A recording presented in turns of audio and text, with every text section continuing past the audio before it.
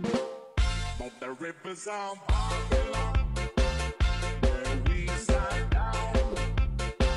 Yeah, yeah, we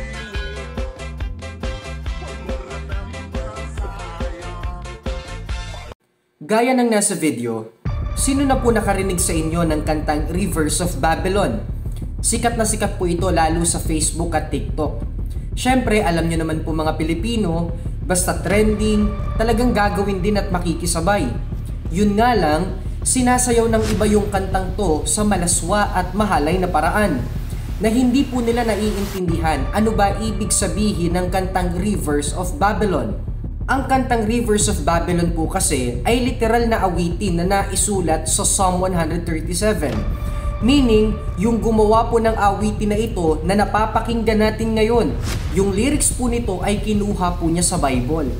Kung pag-aaralan, awit po ito ni Haring David at ng mga Israelites na bihag ng bayang Babylonia that time. Pumupunta po sila sa tinatawag na Rivers of Babylon kung saan sila umiiyak dahil sa kanilang pagkabihag sa Babylonia, syempre dahil na rin po sa pagkakasala nila sa Diyos. Hindi lamang po yun, inaalala nila ang sarili nilang bayan na Zion kung saan sila lubos na pinagpala at iniingatan ng Diyos. Ang mali sa kanta na naririnig natin ngayon, nilapatan po ito ng masayang tugtugin kaya mas naging attractive sa tao para sayawin. Pero kung tutuusin, napakalungkot ng kwento ng kantang ito lalo sa buhay ng mga Israelites sa panahon nila.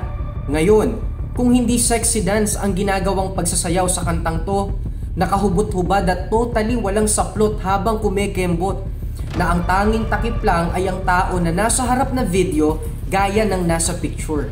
Halatang hindi nila naiintindihan ng tugtugin na kanilang sinasayaw sa harap ng kamera.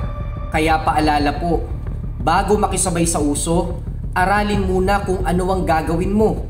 Dahil baka nga nakaka-entertain tayo sa paningin ng tao, pero nagmumukha na pala tayong mangmang dahil hindi natin inaaral at iniintindi muna yung pinapauso ng mundo.